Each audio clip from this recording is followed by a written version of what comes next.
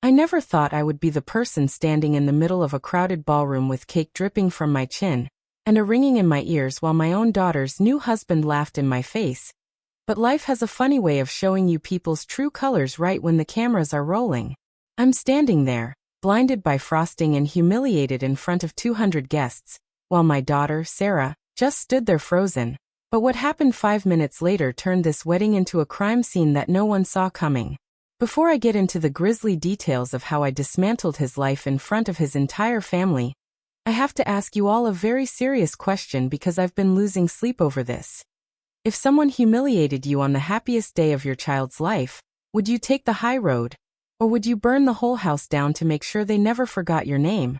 To understand how we got to the point of a wedding cake assault, you have to understand the man my daughter decided to marry. A guy named Mark who I had a bad feeling about from the literal second he stepped foot in my house. I'm a firm believer in gut instincts, and Mark was the kind of guy who shook your hand a little too hard and looked around your house like he was appraising the furniture instead of listening to what you were saying. I've worked hard my entire life to build a successful construction firm, and while I'm not a billionaire, I've provided a very comfortable life for Sarah since her mother passed away 10 years ago. Sarah is my world, but she has this habit of seeing the potential in broken men, and Mark was a masterpiece of hidden red flags. He was charming, sure, but it was that slimy, used car salesman charm that makes your skin crawl. Every time we went out to dinner, he'd find a way to leave his wallet in the car, or he'd talk incessantly about his massive tech startup that never seemed to actually have a website or a product. I tried to warn Sarah. I really did, but she was convinced he was just a diamond in the rough who needed a little bit of stability.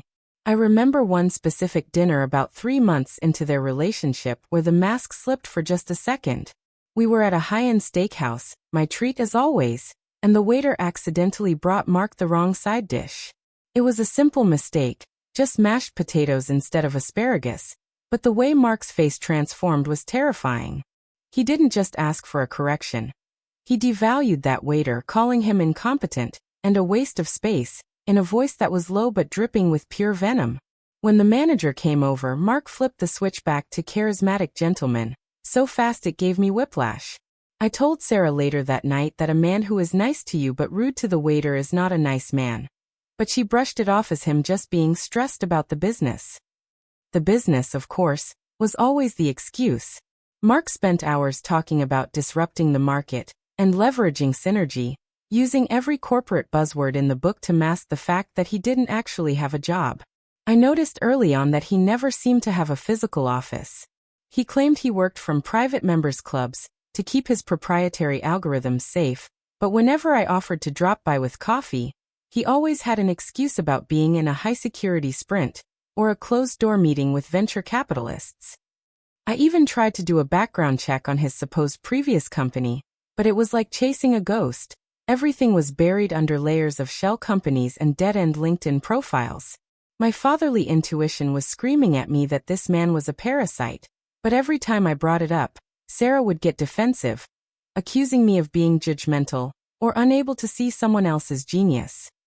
It drove a wedge between us that Mark was all too happy to widen. He began subtly isolating her, suggesting that my old-school construction mindset was holding her back from the forward-thinking lifestyle he was promising.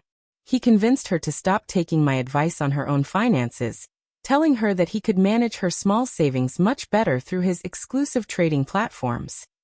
It broke my heart to watch my smart, capable daughter start looking to this charlatan for permission to breathe. When they got engaged, Mark insisted on a wedding that looked like it belonged on a celebrity's Instagram feed, despite the fact that he didn't contribute a single penny to the budget. I ended up footing the bill for a 6-figure ceremony because I wanted Sarah to have the day she always dreamed of. But as the months went by, Mark became more and more entitled. He started making demands about the guest list, cutting out my side of the family to make room for his business associates, who turned out to be just a bunch of frat brothers he used to party with. He even had the audacity to suggest that I sell my late wife's vintage car to upgrade the floral arrangements. That was the first time I almost lost my cool, but for Sarah's sake, I held back.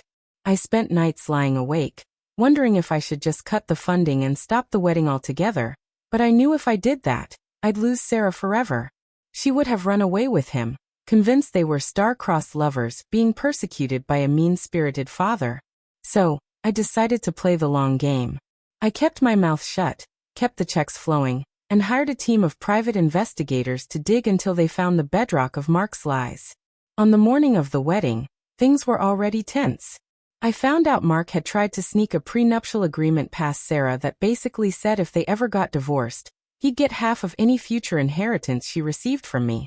He had literally drafted a document that treated my eventual death as his retirement plan. Luckily, my lawyer is faster than his greed, and we shut that down, but Mark was fuming. He didn't think I knew, but I saw the way he was looking at me during the ceremony. It wasn't the look of a grateful son-in-law. It was the look of a man who felt like I was standing in the way of his payday. The ceremony itself was a blur of expensive lace and forced smiles. Every time the priest talked about for richer or poorer, I saw Mark's eyes light up at the word richer. During the vows, he promised to protect and cherish her, but he kept glancing at the diamond necklace I had gifted Sarah, as if he were already calculating its resale value. I could see the sweat on his brow, the nervous twitch in his hands, not the nerves of a man in love, but the jitters of a gambler waiting for his horse to cross the finish line. The reception started out beautifully, but as the open bar did its work, Mark's behavior started to deteriorate.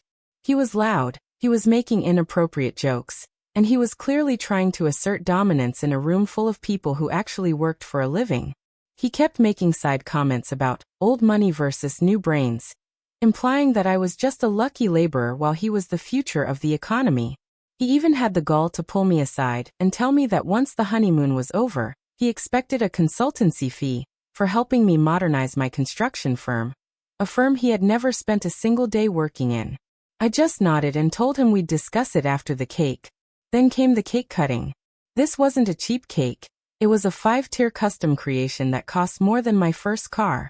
Sarah was smiling, looking like an angel, and I was standing nearby, ready to give my toast.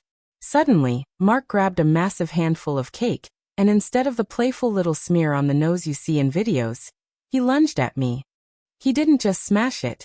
He shoved my head down with enough force that I felt my neck pop, slamming my face into the table. The room went dead silent. I could hear the sound of the frosting squelching against my skin, and the laughter of his drunk friends in the back. Mark leaned into my ear and whispered, "That's for the prenup, old man. Get used to it, because I'm part of the family now and you're just the bank." He pulled back, laughing hysterically, waiting for the crowd to join in. But the silence was deafening. I stood up slowly, wiping the sugar out of my eyes, looking at my daughter who was pale as a ghost. She didn't defend me. She just stood there looking embarrassed, not for me, but for the scene we were making. She actually whispered, "Dad, please don't make this a thing."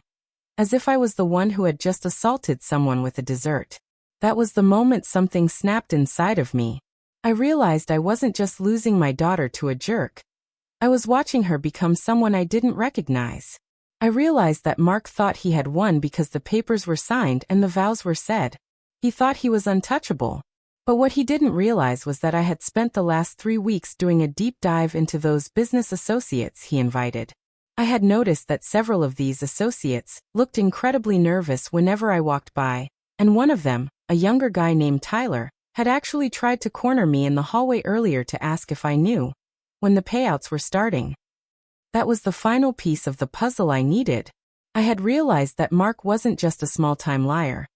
He was a desperate man whose house of cards was about to collapse, and he was counting on the wedding to provide a fresh influx of cash from investors who thought they were joining a wealthy family. So that's the situation I was in. I was humiliated, physically assaulted in front of everyone I love, and told that I was nothing more than a walking ATM for a man who hated me. Before I tell you how I spent the next 5 minutes absolutely destroying his entire existence, I want you to pause and comment below. If you were a father standing there covered in cake, would you have walked out, or would you have done what I did? Let me know, because I need to know if I'm the villain here. I walked off the stage and headed straight for the bathroom, but I didn't go there to clean up. I pulled out my phone and made one single phone call to my head of security at the firm. See, I had a hunch about Mark's tech startup a month ago. I had hired a private investigator because things weren't adding up. It turns out, Mark's company was actually a front for a sophisticated Ponzi scheme where he was using investments from his friends and family to fund his lifestyle. Even worse, the investors he had invited to the wedding were actually the people he was currently defrauding, and they had no idea their money was currently being spent on the very champagne they were drinking. He had told them all that this wedding was a networking gala to celebrate their upcoming IPO. I had all the evidence on a thumb drive in my pocket. I was going to give it to Sarah after the honeymoon to let her make her own choice, hoping he'd prove me wrong. But after the cake incident, all bets were off. I spent those 5 minutes in the bathroom not washing my face, but coordinating with the tech team. I told them to bypass the Happy Memories folder on the laptop connected to the projectors. I wanted the Special Projects folder opened. I also called the local precinct. I had been in touch with a detective for weeks, providing him with the preliminary findings of my PI, but I had asked them to hold off until I had definitive proof of the wire fraud. Mark's own associates had provided that proof in the lobby just an hour before.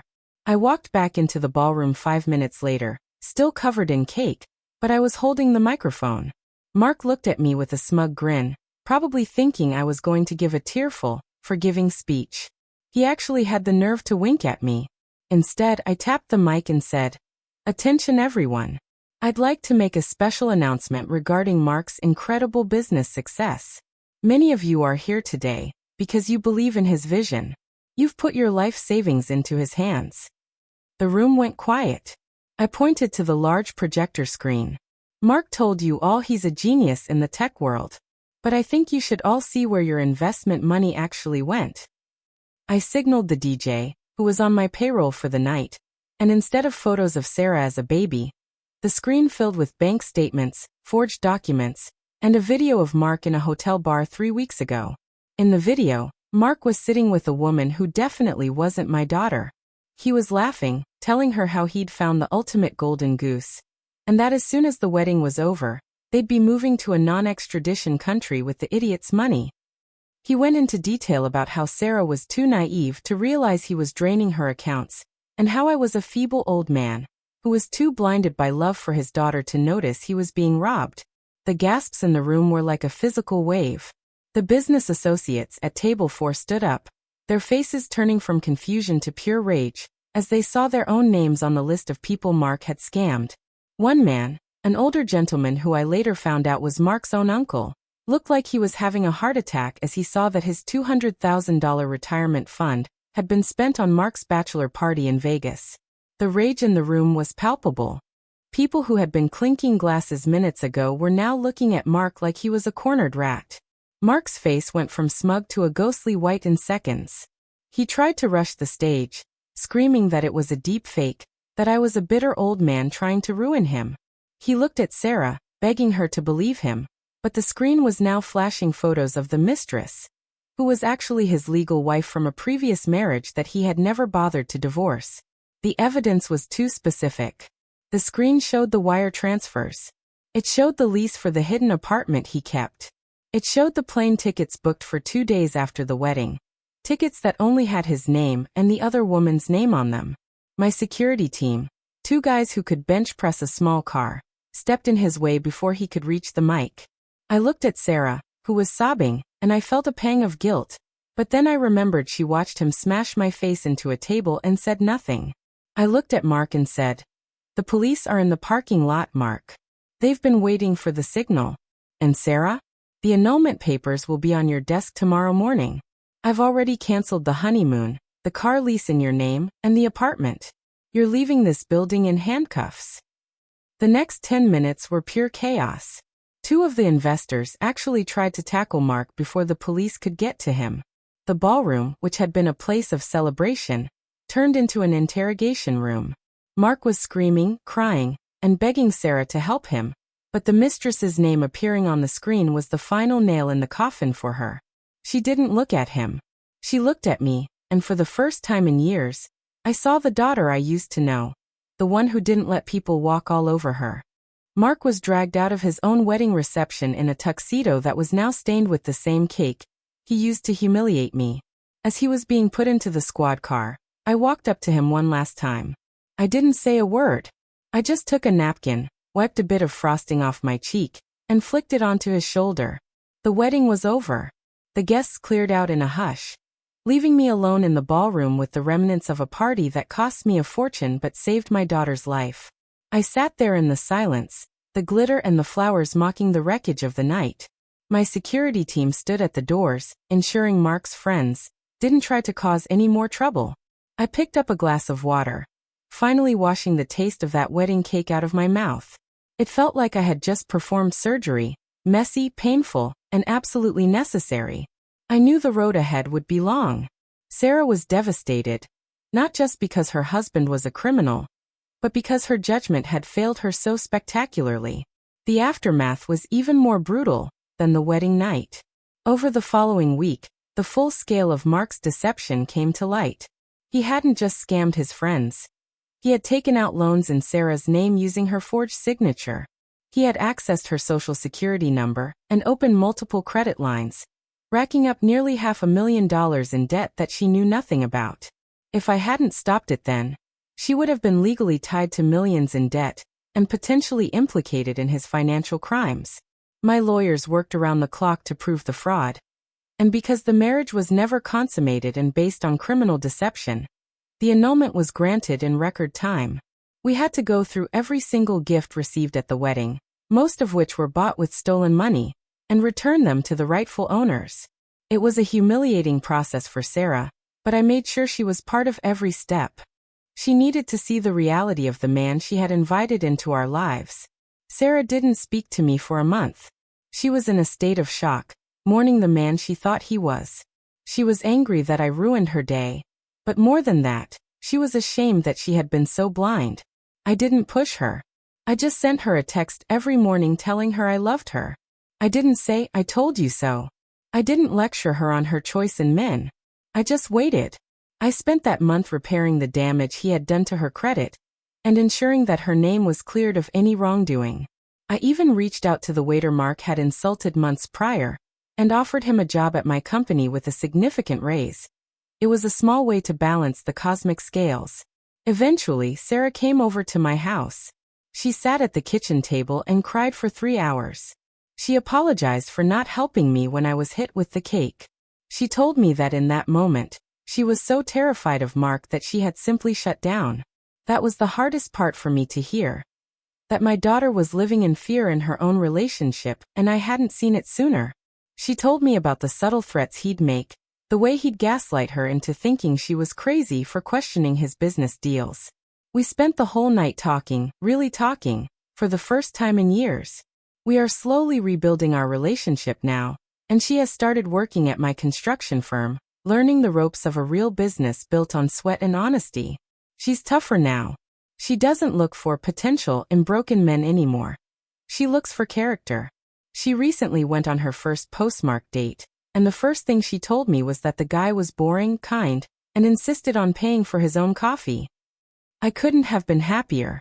As for Mark, he's currently serving a 15-year sentence for multiple counts of securities fraud and grand larceny. His business associates are still suing what's left of his estate, which turns out to be nothing but a collection of expensive watches he bought with their money.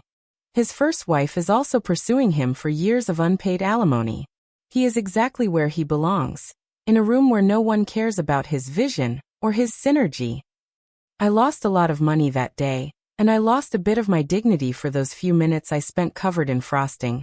But looking back, it was the best investment I ever made. I saved my daughter from a lifetime of misery and debt. I protected the legacy I spent 40 years building. It's a harsh lesson, but sometimes you have to let the cake hit the fan to see who's willing to help you clean it up. If you think I was right to expose him at the wedding instead of waiting, or if you think I went too far by doing it in front of everyone, let's hash it out in the comments. I've heard both sides. Some people say I should have pulled her aside privately, while others say he deserved the public shaming. Personally, I think when someone tries to drown you, you're allowed to make a splash. Like this video if you think Mark got exactly what he deserved, and make sure to subscribe for more stories where the nice guy finally gets his payoff. Share your thoughts on this whole mess below, and I'll see you all in the next story.